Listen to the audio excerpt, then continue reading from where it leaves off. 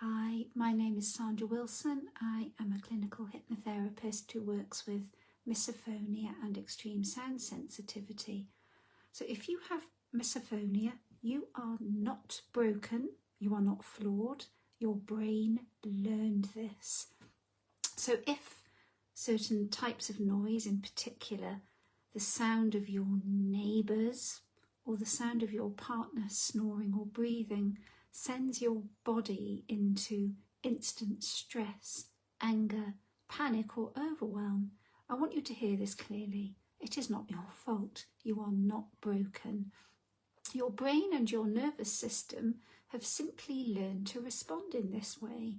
And that is a very different thing from being intolerant or broken or just downright fussy about noise.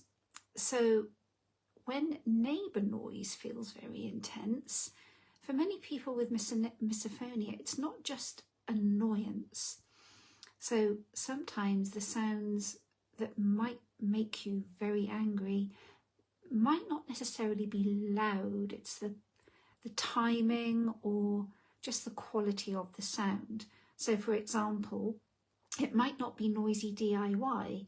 It may be footsteps or bassy noises, the sound of dogs barking, doors slamming, or just hearing muffled voices, muffled conversations.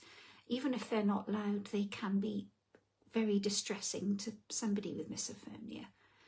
And your partner or your spouse might not snore loudly, but they have a certain type of breathing that just drives you potty. And it can trigger a very fast response in your body, as well as make you feel emotionally just at the end of your tether. And often it's not just the sound itself. It's because the sound is often unpredictable, intrusive, impossible to control, and very hard to escape from. And that combination can put your nervous system into a state of high alert. And your brain has therefore become primed. It has learned to anticipate this threat. And the human brain is designed to learn from repeated experiences. So if neighbour noise or constant noise from partners, breathing, snoring, eating, has repeatedly led to stress, loss of sleep, tension, frustration, or feeling trapped, your nervous system may eventually begin to anticipate danger before the sound even happens. So this is why some people notice that they become hyper alert at home, constantly listening out to see whether they can hear the sound, very tense before bedtime, and very startled by quiet noise or even imagined noise. So your nervous system has learned this environment is not fully safe. And this is not a weakness. You are not overreacting or just being fussy. So one of the most painful parts of having misophonia or extreme sound sensitivity is self-blame. So people often tell themselves, I'm too sensitive, other people can seem to cope just fine, why can't I just ignore it?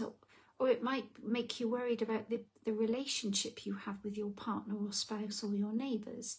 But learned nervous system responses are not a character flaw, they are protective patterns. So your brain is trying to protect you, even if the response feels exhausting and disproportionate.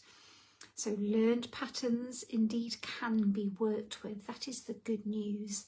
So if your brain learned that this response, that the nervous system can also begin to learn that it is safe now, that you can be regulated and reduce this reactivity over time, not through force, not through shaming or blaming yourself or other people, but gently working with your nervous system to help it feel more comfortable rather than fighting it. So if neighbour noise or the sound of noise inside your home affects you intensely, you are not beyond hope, beyond help, you are not broken. It just means your nervous system has become highly sensitized through repeated stress and threat anticipation. And when we understand that, we can begin responding with support instead of shame. And if this resonates with you, you're very welcome to subscribe to my YouTube channel and explore the resources that I'm going to pop in the link below, which include access to a lovely guided hypnosis that will help you with your triggers. So I hope this has been helpful, and I'll be back with more content later on in the week. Bye for now.